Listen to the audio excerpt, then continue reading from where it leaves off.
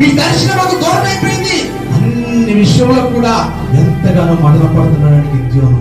కానీ ఇదంతరికి మూల కారణం ఏంటంటే యెహోవా దృష్టికి ఇశ్రాయేలు ప్రజలందరూ కూడా దోషములైపోయారు. ఈరోజు ఏ దోషము అని అనట్లేదు, ఏ పాపము అని అనట్లేదు, ఏమిటి ఆ కోరికలు నేను అనట్లేదు. కానీ ఇక్కడ ఎందుకు 7 ఏళ్ల శ్రమను అనుభవించాడయ్యా అంటే, ఎందుకు దేవుడు 7 ఏళ్ల శ్రమకు అప్పగించాడంటే సరి చేయబడడానికి మాత్రమే. నువ్వు ఫలాని అడ్డం కంటే ముఖ్యంగా నువ్వు సరి చేయబడితే ఎంత బాగుంటుంది. అందుకే గిద్యోను మాట్లాడుతున్న మాట, చదవ మాట, యెహోవా మమ్మల్ని విడిచిపెట్టి మిద్యానీయుల చేతికి మమ్మల్ని అప్పగించునని అతనితో చెప్పాను. అయినప్పటికీ కూడా దేవుడు మాట్లాడాలంటే ఏదో వచ్చిన చదవమా, అతని తట్టు తిరిగి బలము తెచ్చుకొని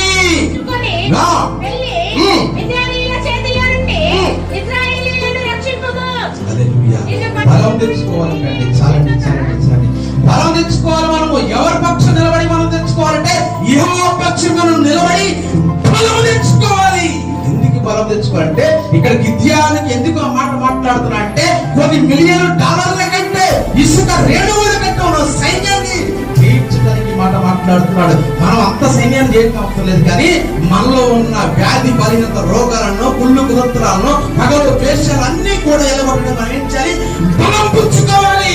బలం పుచ్చుకుంటేనే ఆశీర్వాదం ఉందండి. బలం పుచ్చుకుంటేనే ఆశీర్వాదం ఉంది. ఒకవేళ చేసిన తప్పు మనం తెలుసుకోకుండా అలాగే ఉంటే అది పిల్ల తరతరంలోకి వెళ్ళిపోతే తప్ప సరి చేయబడదండి.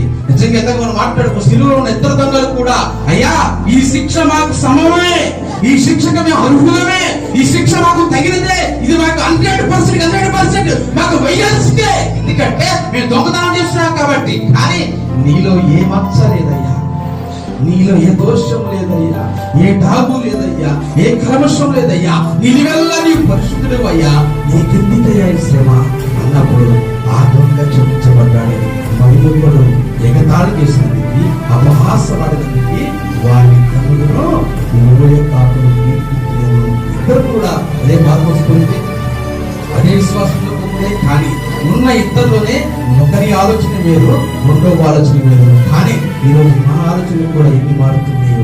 కానీ గిద్యోను అంటున్నాడు, నా దేవుడు ఎందుకు భయపడుతున్నావు?